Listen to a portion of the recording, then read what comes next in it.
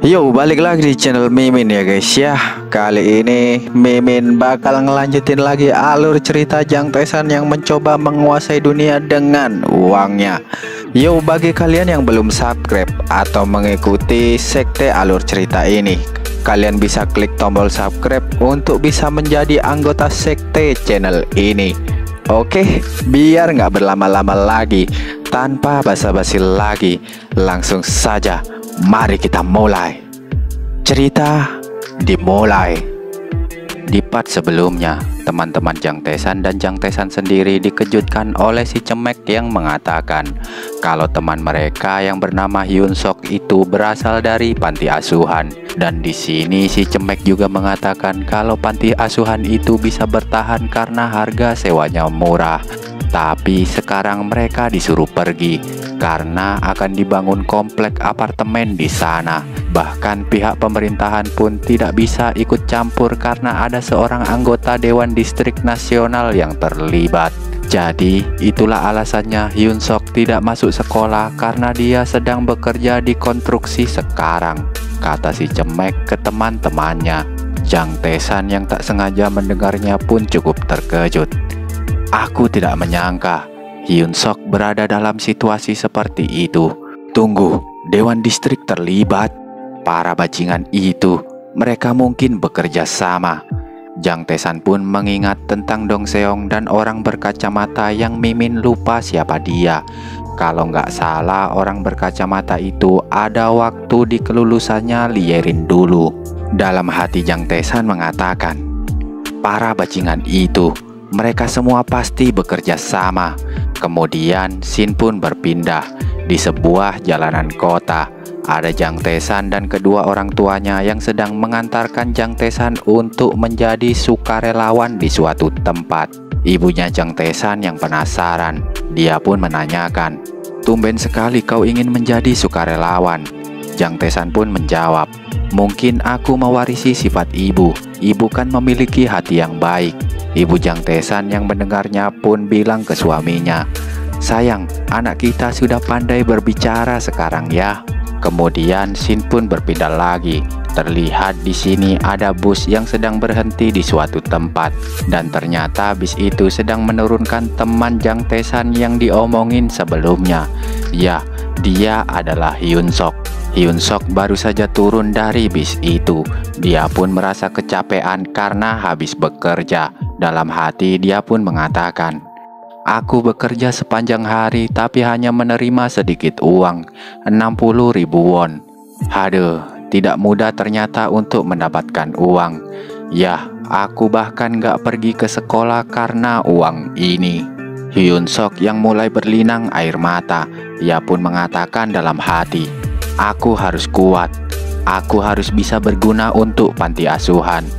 Tapi aku tidak bisa melakukan apa-apa hanya dengan uang sebanyak ini. Aku bahkan tidak bisa membelikan anak-anak daging babi favorit mereka." Namun di tengah gumamannya Hyun Sok itu, tiba-tiba dia mendengar suara yang cukup ramai dari dalam panti asuhan. "Makan yang banyak. Ya, makanlah sampai kenyang." Dalam hati Hyun Sok mendengar keramaian itu, dia pun mengatakan, "Ada apa? Kok ramai sekali di dalam sana? Memangnya siapa yang datang?" Dan salah satu orang yang ada di dalam pun meneriakkan nama Jang Taesan. "Taesan Opa, aku mau tambah lagi," teriak orang yang ada di dalam. Mendengar nama yang gak asing itu, Hyun Sok pun merespon, Apa? Taesan? Jangan bilang..." Saat masuk ke dalam, Hyun Sok pun dibuat terkejut melihat anak-anak panti sedang pesta pora makanan enak. Dan dia pun dibuat terkejut lagi saat melihat Jang Taesan benar-benar ada di sana. Jang Taesan pun menyapa Hyun Sok. "Oh, Hyun Sok, kau sudah datang ya?" Hyun Sok pun mengatakan, Taesan, kenapa kau ada di sini?" kata Hyun Sok yang terkejut. Namun di tengah keterkejutannya itu, Hyun Sok pun disambut oleh anak-anak panti yang sudah menunggunya. Di sini, Jang Taesan pun memperkenalkan Hyun Sok ke kedua orang tuanya. "Ayah, ibu, ini adalah Hyun Sok, teman sekolahku." Ayah dan ibu Jang Taesan pun menyapa Hyun Sok. "Oh ya, senang bertemu denganmu. "Halo Hyun Sok." Dengan malu-malu Hyun Sok pun menjawab, "Ah iya, halo juga." Tapi tak selang lama ayah dan ibu Jang Tae-san pun mengatakan, "Kami datang kemari dengan membawa beberapa apel organik dan cemilan ke sini." Beberapanya itu nggak sedikit guys, tapi berkardus-kardus, yang sentak saja membuat Hyun Sok sangat terkejut. Dan dia pun mengatakan ke Jang Tae-san, "Tae-san, ini." Jang Tae-san pun mengatakan, "Jangan hanya berdiri saja di sana. Ayo bantu aku dan makanlah juga setelah ini." Tanpa sadar, Hyun Sok pun mulai berlinang air mata. Dan dia pun mengatakan dalam hati, "Temanku Jang Tae-san, dia sudah meluangkan waktunya yang berharga sebagai anak kelas 3 hanya untuk datang kemari." Lalu Hyun Sok pun bilang ke Jang Tae-san, "Tae-san, aku tidak tahu harus berkata apa. Tapi terima kasih temanku." Tak selang lama, Jang Tae-san pun mendapatkan pemberitahuan kalau dia mendapatkan poin karma. "Anda telah mendapatkan poin karma." Dan di sini Hyun Sok pun juga mengatakan, "Ini memang sedikit memalukan, tapi aku tidak punya tempat tinggal yang bagus. Semuanya tidak akan mau jika kami pindah ke pusat kota, karena harga properti di sana sangat mahal. Juga kalau kita pindah terlalu jauh, untuk pergi ke sekolah akan jadi masalah." Kemudian Shin pun berpindah lagi di sebuah tempat atau gedung kantor agen real estate yang berlisensi di Jeongju. Kayak semacam tempat jual beli rumah atau bangunan gitulah guys. Dan Jang Tae-san sekarang sedang berada di dalam sana karena Jang Tae-san ingin membeli sebuah bangunan. Jang Tae-san pun bertanya ke sales real estate botak ini, "Apakah Anda punya bangunan sekolah yang sudah ditutup tapi dekat dari pusat kota?" Si sales pun menjawab, "Ada, tempat yang terletak 10 menit dari pusat kota. Sekolah tersebut bergabung dengan sekolahan lain yang ditutup tahun lalu. Bangunannya dalam kondisi baik dan sedang dijual, jadi bisa langsung dibeli.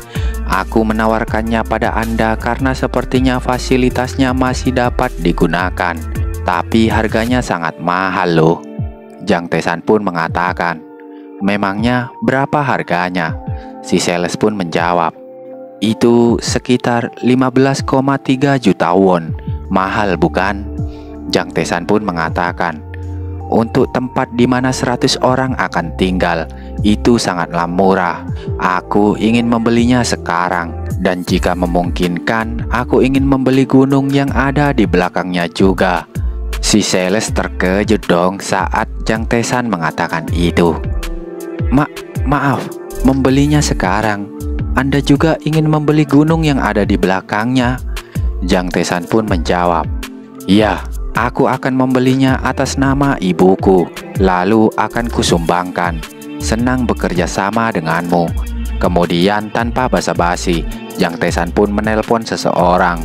Dalam hati si sales yang melihat Jang Tae-san tiba-tiba menelpon seseorang itu, dia pun mengatakan, "Anak ini benar-benar tidak suka basa-basi ya." Lalu Jang Tae-san pun bilang ke orang yang ia telepon, "Sachangnim, ini aku, Jang Tae-san." Orang yang ditelepon pun tertawa sambil mengatakan, "Hahaha, apakah kamu baik-baik saja?"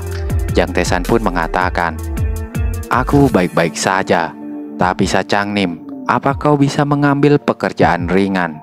"Pekerjaan ringan?" jawab orang yang ditelepon. Jang Tae-san pun mengatakan, "Ya, ini tentang sekolahan yang sudah ditutup. Tapi aku ingin mengubahnya menjadi area perumahan. Bisakah kau melakukannya?" "Ah, jangan khawatir soal biayanya, dan selesaikan saja secepat mungkin. Terima kasih Sachangnim." Mendengar hal itu membuat si sales ini berkeringat dingin. Dan dia pun mengatakan dalam hati, "Bocah ini, dia bukan orang biasa." Gimana nggak ngebuat si sales ini keringetan? Ya nggak guys? Orang Jang Tae-san beli sekolahan ama gunung kayak lagi beli kerupuk anjir. BTW Mimin juga nggak tahu siapa yang ditelepon Jang Tae-san barusan, tapi kayaknya si Robert deh. Dan di sini Jang Tae-san pun menutup teleponnya, lalu dia menelpon seseorang lagi. Kali ini yang ditelepon Jang Tae-san adalah pengacara Jo. BTW di sini Jang Tae-san udah ninggalin kantor real estate tempat jual beli bangunan tadi guys. Pengacara Jo di sini yang mendapatkan telepon dari Jang Tae-san. Dia pun mengatakan, "Wah, aku merasa terhormat ditelepon oleh CEO Jang yang selalu sibuk." Jang Tae-san pun mengatakan, "Kenapa kau seperti itu?" Lalu Pak Jo pun bilang, "Kalau begitu, apa ada yang bisa dibantu? Apa ada yang membuli dan bertingkah kepada Anda lagi?" Jang Tae-san pun tersenyum mendengarnya. Lalu dia pun mengatakan, "Pengacara Jo, tolong tangani sebuah keluhan." "Keluhan? Apa Anda melakukan sesuatu yang salah?" tanya pengacara Jo. Jang Tae-san pun menjawab, "Itu cuma insiden kecil. Aku hanya seorang yang ingin menegakkan keadilan di masyarakat." Pak Jo pun menanyakan, "Baiklah, kalau begitu insiden macam apa itu?" Jang Tae-san pun menjawab, "Ini tentang temanku yang tinggal di panti asuhan. Tapi mereka mencoba untuk meruntuhkan panti asuhannya tanpa memberikan mereka tempat untuk pindah. Aku mencurigai beberapa pejabat yang bertanggung jawab dan wali kota. Tolong beri tekanan pada mereka." Wali kota. Jadi kali ini pejabat tinggi. Kau tidak ingin melakukan gugatan kan? Jang Tae-san pun mengatakan, "Aku hanya ingin meminta tolong kepada Anda untuk menyelesaikan kasus ini sebagai kasus pro bono untuk panti asuhan yang mengajukan keluhan. Tidak perlu melakukan hal lain. Anda hanya perlu membantu membangun panti asuhan baru untuk tempat mereka pindah. BTW pro bono itu kayak layanan yang diberikan oleh seorang profesional secara gratis guys. Contohnya kayak pengacara gratis gitulah dan lain-lain."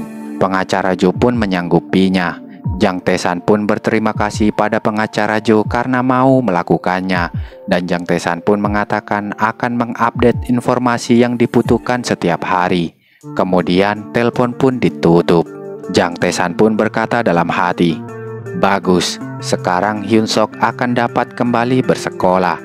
Tapi tugas besar telah muncul untukku. Perang melawan pekerjaan utamaku, margin FX yang terkubur musim semi lalu. Saatnya untuk menutup deal dolar AS dan Kanada." Lalu Shin pun berpindah di apartemen Jang Tae-san. Di sini Jang Tae-san sedang memandangi saham Nugel yang sudah mendekati target. Dan targetnya itu adalah 400 miliar menjadi 3 triliun won. Harga saham juga akan turun jika kedepannya krisis keuangan masih berlanjut. Aku sudah puas. Aku tidak perlu terlalu terpaku pada Nugel dalam situasi di mana ada banyak sweep. BTW, sweep itu biasanya merupakan pesanan besar yang dipecah menjadi sejumlah pesanan kecil yang berbeda, yang kemudian dapat diisi lebih cepat di banyak bursa. Titik perintah sweep menunjukkan bahwa pembeli ingin mengambil posisi dengan tergesa-gesa, yang menyiratkan bahwa mereka sedang mengantisipasi pergerakan besar harga saham dasar dalam waktu dekat. Gimana? Ngerti nggak kalian guys? Kalau nggak ngerti ya udah, sama-sama nggak ngerti kayak Mimin. Di sini Jang Tae-san pun tersenyum, lalu dia pun mengatakan, "Selanjutnya aku berencana untuk men-sweep saham Amazon, Nugel, dan Apple. Untuk saat ini saham Nugel akan kujual." "Oke, sekarang sudah kujual. Berikutnya adalah..." Dan saat Jang Tae-san ingin melanjutkan ke step berikutnya, tiba-tiba saja sebuah cahaya yang sangat terang muncul di sebelahnya. Cetar! Silau men! Apa ini? Kata Jang Tae-san. "Yah, kalian para penonton pasti sudah tahulah apa artinya ini. Dan kali ini siapakah yang memanggil Jang Tae-san? Tetap saksikan kelanjutannya di channel Mimin ini ya guys ya. Dan setelahnya cerita pun bersambung."